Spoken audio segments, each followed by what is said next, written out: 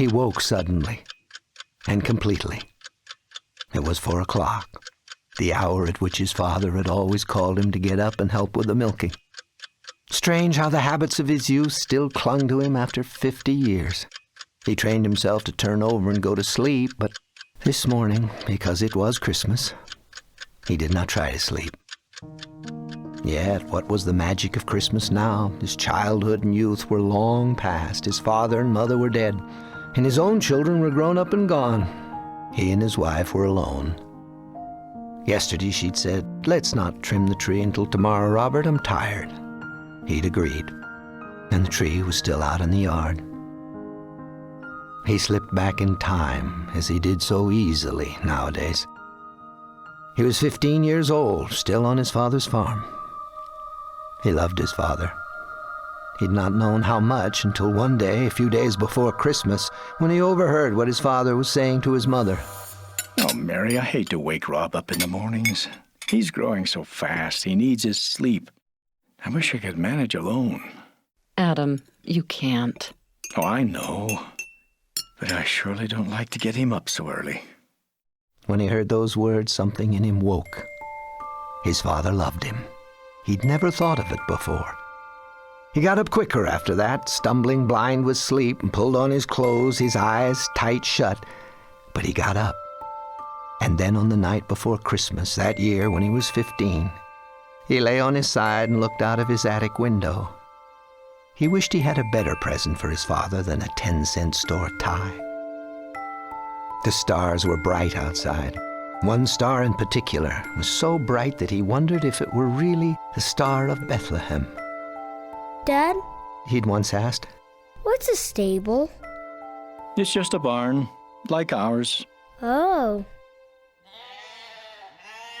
Then Jesus had been born in a barn. And to a barn the shepherds and the wise men had come, bringing their Christmas gifts. The thought struck him like a silver dagger. Why should he not give his father a special gift? He could get up early, earlier than 4 o'clock. He could creep into the barn, get all the milking done. He'd do it alone, milk and clean up. And then when his father went in to start the milking, he'd see it all done. And he would know who had done it. He must have waked 20 times during the night. At 2:45, got up and put on his clothes. He crept downstairs, careful of the creaky boards, and let himself out. A big star hung low over the barn roof, a reddish gold. The cows looked at him, sleepy and surprised. He'd never milked all alone before, but it seemed almost easy. Kept thinking about his father's surprise. He smiled and milked steadily, 2 strong streams rushing into the pail, frothing and fragrant.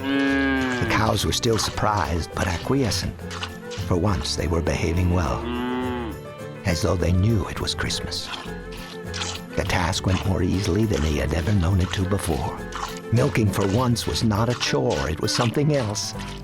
A gift to his father, who loved him. Back in his room, he had only a minute to pull off his clothes in the darkness and jump into bed, for he heard his father up. He put the covers over his head to silence his quick breathing. The door opened. "Rob, we gotta get up, son, even if it is Christmas." Oh, all right. "I'll go on out, get things started." The door closed and he lay still, laughing to himself. The minutes were endless. 10, 15, he did not know how many, and he heard his father's footsteps again. "Rob, you son of a gun!" Yes, Dad? Thought you'd fool me, did you? It's for Christmas, Dad. His father sat on the bed and clutched him in a great hug. It was dark. They could not see each other's faces. Son, I thank you. Nobody ever did a nicer thing. Oh, Dad. He did not know what to say. His heart was bursting with love. Well, I reckon I might as well go back to bed. No, wait a minute. The little ones are waking up. Come to think of it, son, I've never seen you children when you first saw the Christmas tree. I was always out in the barn. Come on. Okay. He got up and pulled on his clothes again, and they went down to the Christmas tree. And soon the sun was creeping up to where the star had been. Oh, what a Christmas! And how his heart had nearly burst again with shyness and pride as his father told his mother and made the younger children listen about how he, Rob, had got up all by himself. The best Christmas gift I ever had. And I'll remember it, son, every year on Christmas morning, so long as I live. They had both remembered it. And now that his father was dead, he remembered it alone. That blessed Christmas dawn when, alone with the cows in the barn, he'd made his first gift of true love. On an impulse, he got up out of bed, put on his slippers and bathrobe, and went softly upstairs to the attic and found the box of Christmas tree decorations. He took them downstairs into the living room. Then he brought in the tree. It was a little one. They'd not had a big tree since the children went away. But he set it in the holder and put it in the middle of the long table under the window. Then carefully he began to trim it. It was done very soon, the time passing as quickly as it had that morning long ago in the barn. He went to his library and fetched the little box that contained his special gift to his wife, a star of diamonds, not large, but dainty in design. He tied the gift on the tree and then stood back. It was pretty, very pretty, and she would be surprised. But he was not satisfied. He wanted to tell her how much he loved her. It had been a long time since he'd really told her, although he loved her in a very special way. Much more than he ever had when they were young. Ah, that was the true joy of life, the ability to love. He was quite sure that some people were genuinely unable to love anyone, but love was alive in him. Alive because long ago it had been born in him when he knew his father loved him. That was it. Love alone could waken love.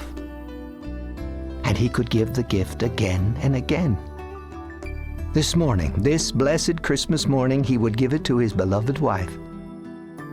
He would write it down in a letter for her to read and keep forever. He went to his desk and began his love letter to his wife. My dearest love. Then he put out the light and went tiptoeing up the stairs. The star in the sky was gone, and the first rays of the sun were gleaming in the sky. Such a happy, happy Christmas.